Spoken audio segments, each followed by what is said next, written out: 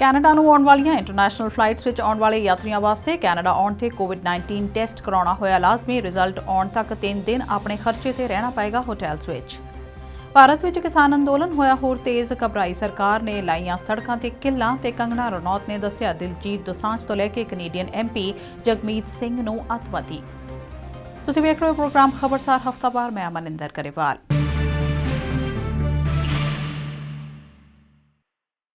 4 ਫਰਵਰੀ ਅੱਧੀ ਰਾਤ ਤੋਂ ਕੈਨੇਡਾ ਨੂੰ ਆਉਣ ਵਾਲੀਆਂ ਇੰਟਰਨੈਸ਼ਨਲ ਫਲਾਈਟਸ ਤੇ ਨਵੀਆਂ ਯਾਤਰਾ ਪਾਬੰਦੀਆਂ ਲਾਗੂ ਹੋ ਗਈਆਂ ਨੇ।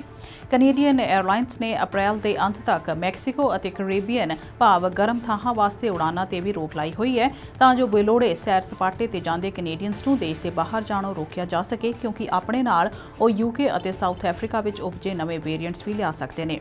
ਉਂਝ ਇਹ ਵੇਰੀਐਂਟਸ ਕੈਨੇਡਾ ਵਿੱਚ ਵੱਖ-ਵੱਖ ਸੂਬਿਆਂ ਵਿੱਚ ਪਹਿਲਾਂ ਹੀ ਫੈਲ ਚੁੱਕੇ ਨੇ ਤੇ ਇਹਨਾਂ ਦੀ ਲਪੇਟ ਵਿੱਚ ਸਕੂਲਾਂ ਤੋਂ ਲੈ ਕੇ ਡੇ ਕੇਅਰਸ ਆ ਚੁੱਕੇ ਨੇ। ਇਹਨਾਂ ਵੇਰੀਐਂਟਸ ਦੇ ਫੈਲਾਅ ਨੂੰ ਹੀ ਰੋਕਣ ਵਾਸਤੇ 4 ਫਰਵਰੀ ਤੋਂ ਇੰਟਰਨੈਸ਼ਨਲ ਫਲਾਈਟ ਸੰਬੰਧੀ ਨਵੇਂ ਨਿਯਮ ਲਾਗੂ ਕੀਤੇ ਗਏ ਨੇ, ਜਿਨ੍ਹਾਂ ਤਹਿਤ ਹੁਣ ਅੰਤਰਰਾਸ਼ਟਰੀ ਉਡਾਨਾਂ ਸਿਰਫ ਕੈਲਗਰੀ, ਵੈਨਕੂਵਰ, ਟੋਰਾਂਟੋ ਅਤੇ ਮੌਂਟਰੀਅਲ ਦੇ ਹਵਾਈ ਅੱਡਿਆਂ ਤੇ ਹੀ ਲੈਂਡ ਕਰਨਗੀਆਂ।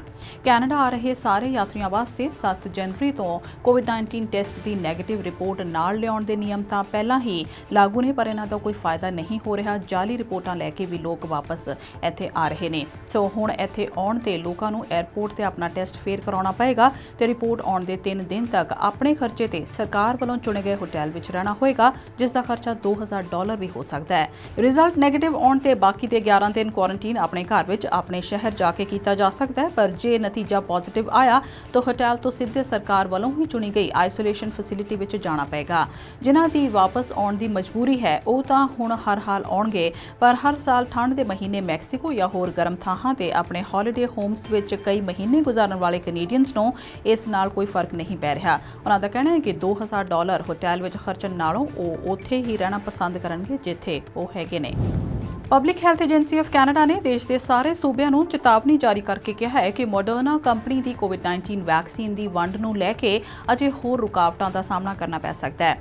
ਅਮਰੀਕਾ ਦੇ ਮੈਸਾਚਿਊਸੇਟਸ ਬੇਸਡ ਕੰਪਨੀ ਮੋਡਰਨਾ ਨੇ ਪਿਛਲੇ ਹਫ਼ਤੇ ਕੈਨੇਡੀਅਨ ਅਧਿਕਾਰੀਆਂ ਨੂੰ ਸੂਚਿਤ ਕਰ ਦਿੱਤਾ ਕਿ ਫਰਵਰੀ ਦੇ ਪਹਿਲੇ ਹਫ਼ਤੇ ਕੈਨੇਡਾ ਨੂੰ ਭੇਜੀ ਜਾਣ ਵਾਲੀ ਦਵਾਈ ਵਿੱਚ 20 ਤੋਂ 25% ਦੀ ਕਮੀ ਕੀਤੀ ਜਾ ਰਹੀ ਹੈ, ਜਿਸ ਮਗਰੋਂ ਸਾਰੇ ਸੂਬਿਆਂ ਨੂੰ ਮਿਲਣ ਵਾਲੀ ਦਵਾਈ ਵਿੱਚ ਹੋਰ ਕਮੀ ਕਰਨੀ ਪਏਗੀ।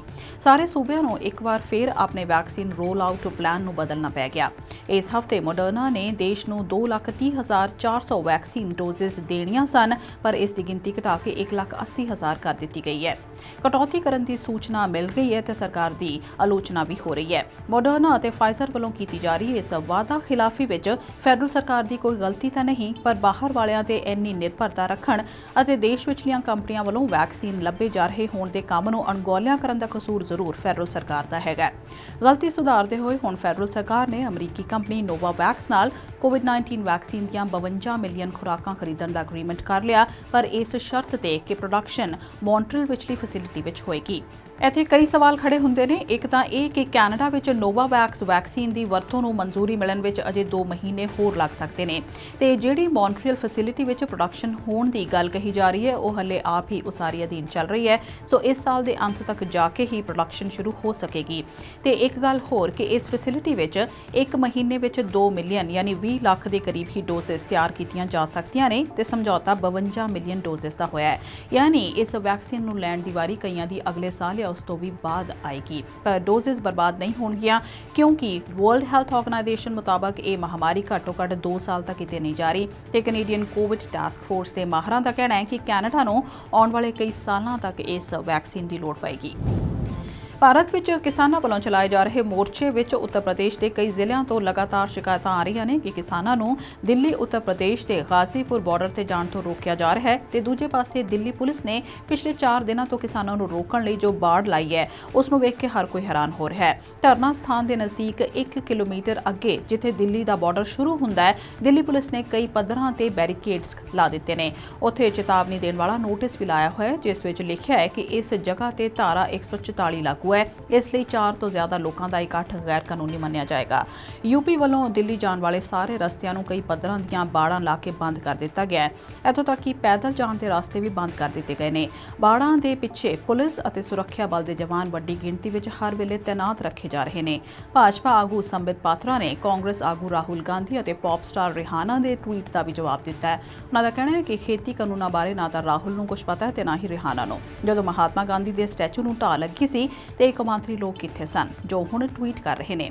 ਭਾਰਤ ਦੇ ਗ੍ਰਹਿ ਮੰਤਰੀ ਅਮਿਤ ਸ਼ਾਹ ਨੇ ਕਿਹਾ ਕਿ ਜਿੰਨੇ ਲੋਕ ਕਿਸਾਨਾਂ ਦੇ ਹੱਕ ਵਿੱਚ ਭਾਰਤ ਵਿਰੋਧੀ ਗੱਲਾਂ ਕਰਨਗੇ, ਦੇਸ਼ ਦੇ ਲੋਕ ਉਨੇ ਹੀ ਇਕਮੁੱਠ ਹੋਣਗੇ ਤੇ ਦੇਸ਼ ਜ਼ਿਆਦਾ ਮਜ਼ਬੂਤ ਹੋਏਗਾ। ਉਹਨਾਂ ਕਿਹਾ ਕਿ ਪ੍ਰੋਪੇਗੈਂਡਾ ਨਾਲ ਦੇਸ਼ ਨੂੰ ਕਮਜ਼ੋਰ ਨਹੀਂ ਕੀਤਾ ਜਾ ਸਕਦਾ। ਉਧਰ ਖੁਦ ਨੂੰ ਆਜ਼ਾਦ ਭਾਰਤ ਦੀ ਪਹਿਲੀ ਤੇ ਆਖਰੀ ਦੇਸ਼ ਭਗਤ ਸਮਝਦੀ ਕੰਗਨਾ ਰਣੌਤ ਨੇ ਖੇਤੀ ਕਾਨੂੰਨਾਂ ਦਾ ਵਿਰੋਧ ਕਰਨ ਵਾਲੇ ਹਰ ਇਨਸਾਨ ਨੂੰ ਬੀਜੇਪੀ ਵਿਰੋਧੀ ਤੇ ਹਰ ਬੀਜੇਪੀ ਵਿਰੋਧੀ ਨੂੰ ਭਾਰਤ ਵਿਰੋਧੀ ਐਲਾਨਣ ਵਿੱਚ ਕੋਈ ਕਸਰ ਨਹੀਂ ਛੱਡੀ ਹੋਈ। ਇੰਟਰਨੈਸ਼ਨਲ ਪੌਪ ਸਟਾਰ ਰਿਹਾਨਾ ਵੱਲੋਂ ਕਿਸਾਨਾਂ ਦੇ ਹੱਕ ਵਿੱਚ ਇੱਕ ਟਵੀਟ ਆਉਣ ਦੀ ਦੇਰ ਸੀ ਕਿ ਇੱਕ ਤੋਂ ਬਾਅਦ ਇੱਕ ਕਈ ਕੌਮਾਂਤਰੀ ਹਸਤੀਆਂ ਦੇ ਟਵੀਟ ਆਉਣੇ ਸ਼ੁਰੂ ਹੋ ਗਏ ਤੇ ਹੁਣ ਤੱਕ ਚੁੱਪ ਬੈਠੇ ਭਾਰਤੀ ਫਿਲਮ ਸਟਾਰਾਂ ਨੂੰ ਵੀ ਅਚਾਨਕ ਯਾਦ ਆ ਗਿਆ ਕਿ ਉਹਨਾਂ ਨੇ ਵੀ ਦੇਸ਼ ਭਗਤੀ ਦਾ ਨਾਰਾ ਮਾਰਨਾ ਸੀ ਜੋ ਉਹ ਭੁੱਲ ਗਏ। ਪਰ ਆਦਤ ਤੋਂ ਮਜਬੂਰ ਕੰਗਨਾ ਰਣੌਤ ਨੇ ਇੱਕ ਕਦਮ ਹੋਰ ਅੱਗੇ ਜਾ ਕੇ ਰਿਹਾਨਾ ਨੂੰ ਪੌਰਨ ਸਿੰਗਰ ਹੀ ਐਲਾਨ ਦਿੱਤਾ ਤੇ ਖਾਲਿਸਤਾਨੀ ਵੀ ਕਿਹਾ। ਉਸ ਦਾ ਕਹਿਣਾ ਹੈ ਕਿ ਰਿਹਾਨਾ ਕਿਉਂਕਿ ਕੈਨੇਡਾ ਵਿੱਚ ਵਿਰੋਧੀ ਪਾਰਟੀ NDP ਦੇ ਆਗੂ ਜਗਮੀਤ ਸਿੰਘ ਦੀ ਦੋਸਤ ਹੈ ਤਾਂ ਉਸਨੇ ਤਾਂ ਧਰਨੇ ਤੇ ਬੈਠੇ ਦੇਸ਼ ਧਰੋਹੀ ਕਿਸਾਨਾਂ ਦਾ ਪੱਖ ਪੂਰਨਾ ਹੀ ਸੀ ਕਿਉਂਕਿ ਉਹ ਖਾਲਿਸਤਾਨੀ ਅੱਤਵਾਦੀ ਜਗਮੀਤ ਸਿੰਘ ਦੀ ਦੋਸਤ ਜੋ ਹੋਈ। ਇਹ ਮਹੀਨਾ ਕੈਨੇਡਾ ਵਿੱਚ ਬਲੈਕ ਹੈਰੀਟੇਜ ਮੰਥ ਵੱਲੋਂ ਮਨਾਇਆ ਜਾ ਰਿਹਾ ਹੈ ਤੇ ਇਸ ਦੌਰਾਨ ਫੈਡਰਲ ਸਰਕਾਰ ਬਾਰ-ਬਾਰ ਭਰੋਸਾ ਦਿਵਾ ਰਹੀ ਹੈ ਕਿ ਉਹ ਨਸਲਵਾਦ ਦੇ ਨਾਲ-ਨਾਲ ਮੁਸਲਮਾਨਾਂ ਵਿਰੋਧੀ ਇਸਲਾਮੋਫੋਬੀਆ ਦੇ ਟਾਕਰੇ ਲਈ ਵੀ ਵਚਨਬੱਧ ਹੈਗੀ ਹੈ। ਤੇ ਉਧਰ ਫਰਾਂਸ ਦੀ ਸੰਸਦ ਵਿੱਚ ਐਂਟੀ ਸੈਪਰੇਟਿਜ਼ਮ ਬਿੱਲ ਤੇ ਬਹਿਸ ਹੋ ਰਹੀ ਹੈ। ਬਿੱਲ ਪੇਸ਼ ਕਰਨ ਵਾਲੇ ਇੰਟੀਰੀਅਰ ਮਿਨਿਸਟਰ ਦਾ ਕਹਿਣਾ ਹੈ ਕਿ ਜਦੋਂ ਸਰੀਰ ਵਿੱਚ ਕੋਈ ਬਿਮਾਰੀ ਹੋਵੇ ਤਾਂ ਉਸ ਨੂੰ ਠੀਕ ਕਰਨ ਦੇ ਯਤਨ ਕੀਤੇ ਜਾਂਦੇ ਨੇ ਤੇ ਇਸੇ ਤਰ੍ਹਾਂ ਫਰਾਂਸ ਦੀ ਸਰਕਾਰ ਨੂੰ ਲੱਗਦਾ ਹੈ ਕਿ ਮੁਸਲਮਾਨ ਭਾਈਚਾਰੇ ਵੱਲੋਂ ਫੈਲਾਈ ਜਾ ਰਹੀ ਧਾਰਮਿਕ ਕੱਟੜਤਾ ਵੀ ਇੱਕ ਬਿਮਾਰੀ ਹੈ ਜਿਸ ਤੋਂ ਇਮੈਨੂਅਲ ਮੈਕਰੋਨ ਸਰਕਾਰ ਦੇਸ਼ ਨੂੰ ਨਿਜਾਤ ਦਵਾ ਸਕਦੀ ਹੈ।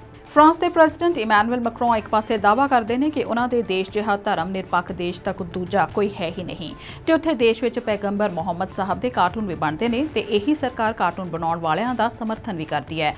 ਹੁਣ ਜੋ ਬਿੱਲ ਪੇਸ਼ ਕੀਤਾ ਗਿਆ ਹੈ ਉਸ ਦਾ ਮਕਸਦ ਇਸਲਾਮਿਕ ਸਕੂਲਾਂ ਵਿੱਚ ਸਿੱਖਿਆ ਦੇਣ ਤੇ ਰੋਕ ਲਾਉਣਾ ਤਾਂ ਹੈ ਹੀ ਹੈ, ਪਰ ਇਸ ਤੋਂ ਇਲਾਵਾ ਉਹਨਾਂ ਮੁਸਲਮਾਨਾਂ ਨੂੰ ਫਰਾਂਸ ਦਾ ਵੀਜ਼ਾ ਅਤੇ ਨਾਗਰਿਕਤਾ ਵੀ ਨਹੀਂ ਮਿਲਣ ਦਿੱਤੀ ਜਾਏਗੀ ਜਿਸ ਨੇ ਇੱਕ ਤੋਂ ਵੱਧ ਵਿਆਹ ਕਰਾਏ ਹੋਣ। ਮੁਸਲਮਾਨ ਲੜਕੀਆਂ ਦਾ ਵਰਜਿਨਿਟੀ ਟੈਸਟ ਕਰਨ ਵਾਲੇ ਡਾਕਟਰਾਂ ਵਾਸਤੇ ਵੀ ਸਜ਼ਾ ਦਾ ਪ੍ਰਬੰਧ ਕੀਤਾ ਜਾਏਗਾ। ਇਸ ਬਿੱਲ ਵਿਚਲੀਆਂ ਕਈ ਗੱਲਾਂ ਜਾਇਜ਼ ਹੋ ਵੀ ਸਕਦੀਆਂ ਨੇ, ਪਰ ਇੱਕ ਤੋਂ ਵੱਧ ਪਤਨੀਆਂ ਵਾਲੇ ਮੁਸਲਮਾਨ ਦੀ ਰੈਜ਼ੀਡੈਂਸੀ ਐਪਲੀਕੇਸ਼ਨ ਮਨਜ਼ੂਰ ਨਾ ਕੀਤੀ ਜਾਏ, ਇਸ ਦਾ ਪ੍ਰਬੰਧ ਕਰਨਾ ਕਈ ਮੁਸ਼ਕਿਲਾਂ ਖੜੀਆਂ ਕਰੇਗਾ ਤੇ ਇਸ ਦਾ ਧਾਰਮਿਕ ਕੱਟੜਤਾ ਨਾਲ ਕੋਈ ਲੈਣਾ ਦੇਣਾ ਨਜ਼ਰ ਨਹੀਂ ਆਉਂਦਾ।